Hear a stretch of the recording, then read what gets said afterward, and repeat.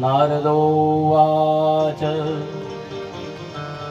ज्ञानयज्ञं करिष्यामि शुकशास्त्रकथोज्ज्वलम् भक्तिज्ञानवैरागणां स्थापनार्थं प्रयत्नत। નારદે ભક્તિ જ્ઞાન વૈરાગ્યની સ્થાપના માટે ગંગા કિનારે આનંદ તટ ઉપર જ્ઞાન યજ્ઞનો આરંભ કર્યો. અનેક લોકો આવ્યા છે. ભૃગુર્વસિષ્ઠ સવન ચ ગૌતમ મેધાતિથિર્દેવલ દેવરાતો રામસ્તથા ગાદિસુતશ્ચ શાકલો મૃકુંડ પુત્ર ત્રિજ પીપલાદા યોગેશ્વરો વ્યાસ પરાશરોચ છાયા શુકો જાજલી જહનુ મુખ્યા સર્વેપ્યમિ મુનિગણા સહપુત્ર શિષ્યા સ્વત્રી વિરાયયરતિ પ્રણયેન યુક્તા. આ ગંગાના તટ ઉપર કોણ કોણ આવ્યું છે? મહાભક્ત સમુદાય ભેગો થયો છે. ભૃગુ, વશિષ્ઠ, ચવન, ગૌતમી, મેધાતિથિ, દેવલ, દેવરાજ, પરશુરામ, વિશ્વામિત્ર, શાકલ, માર્કંડેય, દત્તાત્રેય, પીપલાદ, યોગેશ્વર, વ્યાસ, પરાશર, છાયા, શુક, જાજલી અને જહનુ આદિ પોતાના સંતાન, શિષ્યો અને પોતાની સ્ત્રી સાથે કથામાં આવ્યા છે. જે બધા પરમ જ્ઞાની હોવા છતાં પણ આજે કથા થઈ રહી છે એટલે પોતે એકલા નથી આવ્યા. પોતાની સ્ત્રી, પોતાના શિષ્યો, પોતાના બાળકોને લઈને આવ્યા છે કથામાં. આ કથા આપણને આ શીખવાડે છે, કથામાં એકલા ન જવું. બે જણા ગયા હોય ને તો માથાકોટ ન થાય કથામાં.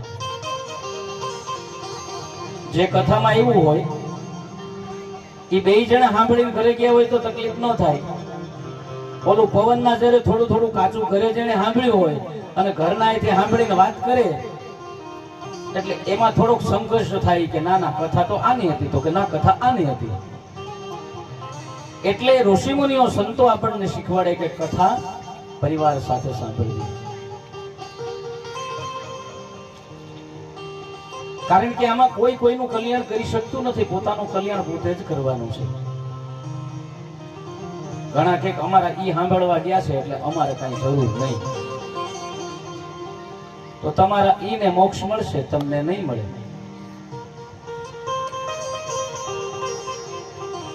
એટલા માટે તો ચોથો ફેરો સ્ત્રી આગળ શું કામ થાય છે? ધર્મ, અર્થ, કામ એમાં એમ કે છે કે હું સાથ આપીશ. તો મોક્ષની બાબત આવે એટલે સ્ત્રી કે છે કે નહીં, એ તો હું પોતે મારી મેતે મેળવી શકું, એ તમે નહીં અપાવી શકો. ઋષિ મુનિઓ સંતો પોતાના સંતાનો, સ્ત્રી અને પોતાના શિષ્યો સાથે આવ્યા છે. ઉપરાંત અહીંયા આ કથા ચાલુ છે એમાં કોઈ કંકોત્રી છપાણી નથી, કોઈ કંકોત્રી આપવા પણ ગયું નથી. ખાલી માત્ર સમાચાર મળ્યા કે ગંગાના તટ ઉપર સનત કુમારો અને નારદજી આ કથાનું આયોજન થયું છે એટલે આપ મેળે ત્યાં કથામાં પહોંચ્યા છે. અને હવે આપણો આ સમય ને સમાજ આપણને ક્યાં આમંત્રણ છે આપણે જઈએ. આપણો વ્યવહાર થઈ ગયો છે. આપણે ત્યાં ક્યાં આવ્યા હતા એમ નહીં આવ્યા હોય તો કઈ નહીં. કથા છે, ભગવાનના ગુણો છે, એમાં જવામાં ક્યાંય સંકોચ કે શર્મ રાખવાની જરૂર નથી. સાચો વૈષ્ણવ એને જ કહેવાય કે ખબર પડે કે અહીંયા કોઈ સત્સંગ ચાલી રહ્યો છે અને એ કોઈ પણ પ્રકારના આસનની પણ મહત્તા રાખ્યા વગર જ્યાં જગ્યા મળે ને ત્યાં બેસીને સાંભળી લે, એને સાચો વૈષ્ણવ, એને સાચો ભગવાનનો ભક્ત કહેવામાં આવે છે. મારા જેવા હોય એને ઘણાને તો અગાઉથી નક્કી કરવું પડે કે હું કથામાં આવું છું. સોફો જોશે, માથે ગાલીચો પાથરેલો હશે આ બધી વ્યવસ્થા હોય, મારું સન્માન થાય એમ હોય, કવર મળે એમ હોય તો હું કથામાં આવીશ. તો એ લૌકિક કથા થઈ, એ ભગવાનની કથા નથી. હવે વિચાર કરો, આમાં ખાલી નામ લીધા પરશુરામ, વિશ્વામિત્ર, શાકર, માર્કંડેય, દત્તાત્રેય, પીપલાદ, હવે આવા લોકોને પણ આસનની કોઈ મહત્તા કરી નથી ભગવાનની કથા માટે. અને આજનો આપણે કાળા માથાનો માનવી કેટલું માન માગે છે. સનત કુમારો શ્રીમદ ભાગવત કથાનો મહિમા વર્ણવા લાગ્યા. શુક શાસ્ત્રનો મહિમા સાંભળવા માત્રથી માણસને મુક્તિ મળે છે. સદા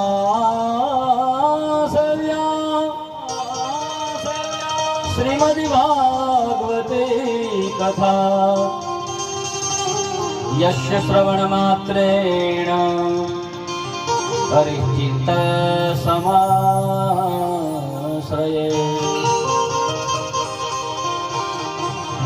આ ભાગવતની કથાનું સદા સેવન કરવા જેવું છે, જેથી મારો હરિ છે હૃદય કમળમાં આવે, બિરાજમાન થાય. પ્રભુનું સામિત્ય, ભગવાન આપણી નજીક જ છે પણ આપણો આવકારો નથી. આ ભાગવત કથા અગાઉ કહી ગયો એમ બધાને મળતી નથી. 100 જન્મના પુણ્ય ભેગા થાય ને ત્યારે આ ભાગવતની કથા મળે છે. દુર્લભેવ કથા લોકે શ્રીમદ ભાગવતો ભવ કોટિ જન્મ સમુત્થેન પુણ્યેનેવ તુલભ્યતે. આ દુર્લભ છે, સહેજે સહેલાઈથી મળી જાય એવી આ કથા નથી. કોટી જન્મ, ઘણા પુણ્યો ભેગા થાય ત્યારે આ કથા મળે છે. लाख इरादे बनते हैं, बन के बिगड़ जाते हैं, कथा सुनने वही आते हैं, जिन्हें मेरा मुरारी बुलाते हैं. घरेથી નક્કી જ કર્યું કે આજે કથા સાંભળવા જવું છે. થેલી લઈ લીધી, ઘઉં નાખી દીધા, સાડી પહેરી લીધી, શણગાર સજી લીધો, પાણીની બોટલ સાથે લઈ લીધી. નહીં, નક્કી આજે કથામાં જવું જ છે. અડતાળા ગામ, ગોકળ ભરા, આપણા વિશાલ દાદા કથા વાંચીને આપણે સાંભળવા કેમ ન જઈએ? પણ હજી ડેલીનો દરવાજો ખોલો ને ત્યાં ગાડી આવીને ઉભી રહે. એમાંય મોંઘેરા મહેમાન કોણ? તો કે ઘરવાળાના ભાઈ આવ્યા. હવે એને મૂકીને તો કથામાં જવાય નહીં. લાખ इरादे बनते हैं, बन के बिगड़ जाते हैं, कथा सुनने वही आते हैं, जिन्हें अपना मुरारी बुलाते हैं. ઘણું બધું નક્કી કરવા છતાં પણ ઈશ્વરની ઈચ્છા થાય તો જ આ કથા મંડપમાં આવી શકાય.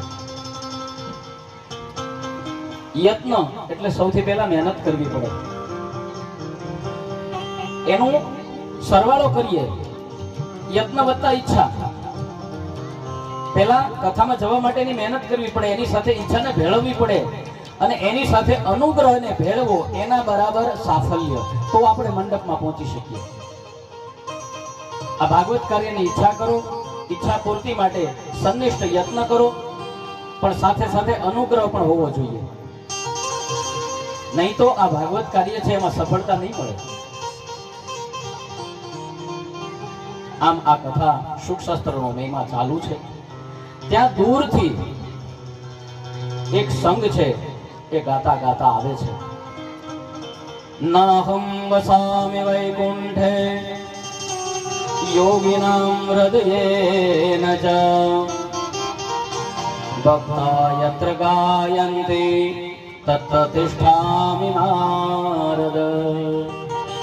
અને ભગવાને પણ કહ્યું છે કે હે નારદ,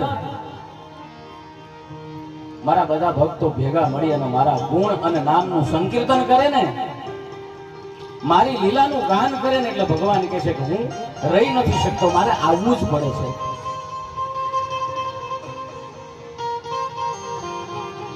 નટવર નાગર નંદા ભજો રે મન ગોવિંદા.